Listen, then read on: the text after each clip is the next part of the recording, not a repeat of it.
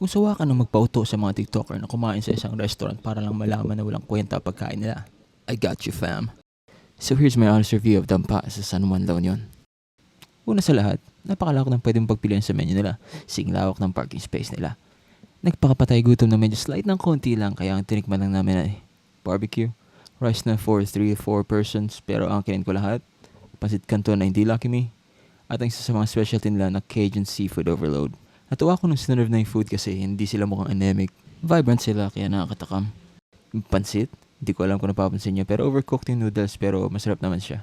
Barbecue, maliliit. Hindi mo i-expect na ganyan kalilit dahil sa price. Tapos hindi even ang laman ng bawat steak. Meron mga steak na konti lang laman kaya feel mo dinadaya ka. Pero masarap siya, lalo na kapag sinawsa mo sa suka nila. Speaking of suka, masarap mismo siya. Kaya masasabi kong parang chooks to go yung barbecue nila. Masarap kahit walang laman. Mali.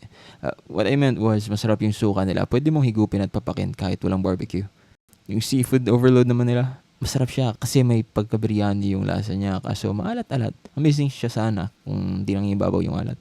Meron din silang cold desserts pero di ko natin try dahil di naman homemade. Pero it's good na meron silang ganyang option dahil masarap kumain ng cold desserts pagkatapos kumain ng manghang. Food, somewhat satisfying.